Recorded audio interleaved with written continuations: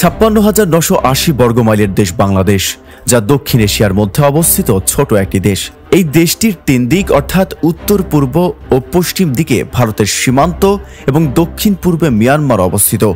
ভৌগোলিক দিক দিয়ে বাংলাদেশ একটি গুরুত্বপূর্ণ অবস্থানে রয়েছে, যার ফলে আঞ্চলিক শক্তিতে একটি শক্তিশালী অবস্থান তৈরি করতে পারত বাংলাদেশ। কিন্তু ক্ষমতার লোভ সেটি হতে দেয়নি। ফ্যাসিস্ট আওয়ামী সরকারের দুর্বল পররাষ্ট্রনীতি এবং ভারতের কাছে নতজানু স্বীকার করার কারণেই আঞ্চলিক শক্তিতে বাংলাদেশের অবস্থান শক্তিশালী করতে পারেনি।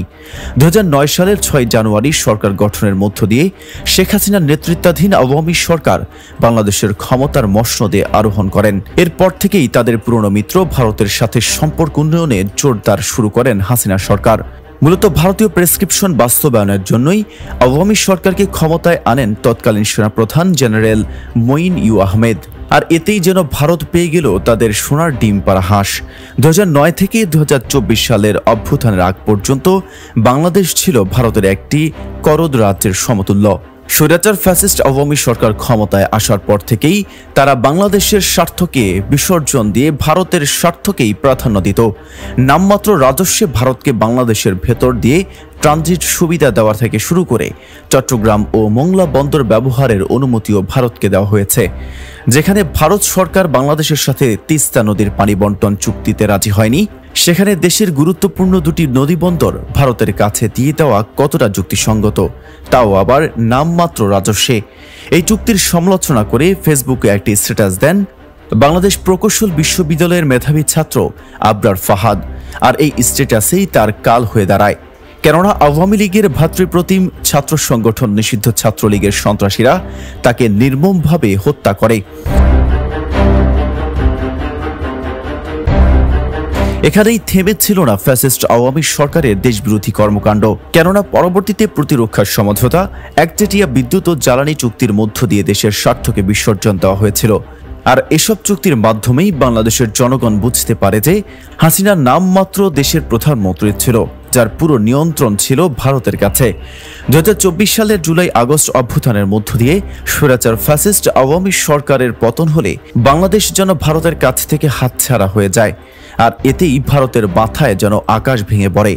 এরপর থেকেই ভারত সরকার ও ভারতীয় 4টি মিডিয়া বাংলাদেশকে অস্থিতিশীল করার জন্য উঠে পড়ে লাগে, কেননা ভারতের 4টি মিডিয়া বাংলাদেশকে নিয়ে নিয়মিতই মিথ্যা, গুজব ও বিভ্রান্তিকর খবর প্রচারণা করতে থাকে।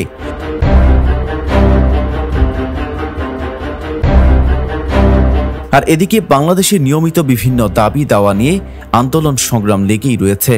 এসবের পেছনেও মাঝে মাঝে দেখা দেয় নিষিদ্ধ ছাত্রলীগ, আওয়ামী লীগের বিভিন্ন নেতাকর্মীর হাত, যারা ভারতে অবস্থান করছিল। ফলে ধারণা করা হয় দেশকে অস্থিতিশীল করে ভারত তাদের ফায়দা হাসিল করতে চাচ্ছে।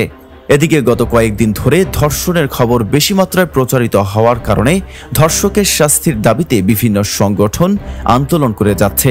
কিন্তু বিভিন্ন প্রকার বামপন্থী ছাত্র সংগঠন এটিকে পুঁজি করে দেশের মধ্যে বিশৃঙ্খলা তৈরি করার চেষ্টা চালিয়ে যাচ্ছে। কেননা গত 11 মার্চ মঙ্গলবার বিকেলে ধর্ষণ ও নিপীড়নের বিরুদ্ধে বাংলাদেশ নামের একটি সংগঠন প্রধান উপদেষ্টা বরাবর স্মারকলিপি দিতে যাওয়ার সময় হোটেল ইন্টারকন্টিনেন্টালের সামনে পুলিশি বাধা দিলে আন্দোলনকারীরা পুলিশের উপর চড়াও হয়। এক পর্যায়ে তারা পুলিশকে ধরে মারধর করে, এতে অনেক পুলিশ গুরুতর আহত হন। ওই দিনই গণজাগরণ মঞ্চের অন্যতম সংগঠক লাকি আক্তার হঠাৎ করেই সন্ধ্যায় এক মশাল মিছিল বের করেন, যে কিনা আওয়ামী মদত পুষ্টে বেড়ে উঠেছিল। কিন্তু প্রশ্ন হলো, দীর্ঘদিন যে লাকি রাজপথে ছিল না, হঠাৎ করে কেনই বা তিনি আবারও রাজপথে? কি তার উদ্দেশ্য? তার পেছনেই বা রয়েছে কার হাত? জনমনে এমন প্রশ্নের জায়গাটাই স্বাভাবিক। লাকি আক্তারের অতীত কর্মকাণ্ড থেকে অনেকেই ধারণা করেন যে ভারতীয় গোয়েন্দা সংস্থা র এর পরিকল্পনা বাস্তবায়নের জন্যই ধর্ষকের শাস্তির দাবির আড়ালে দেশকে অস্থিতিশীল করার জন্য উঠে পড়ে লেগেছে এই লাকি আক্তার। ছাত্র জনতার অভ্যুত্থানের মধ্য দিয়ে ফ্যাসিস্ট হাসিনা সরকার পালিয়ে গেলেও বর্তমানে থেমে নেই বিভিন্ন প্রকার ষড়যন্ত্র। আর ধারণা করা হয় এই সব ষড়যন্ত্রের পেছনে সরাসরি ভারতীয় গোয়েন্দা সংস্থা র এর হাত রয়েছে, কেননা তাদের মূল উদ্দেশ্য মূলত বাংলাদেশের ছাত্র জনতার মধ্যে ফাটল ধরানো।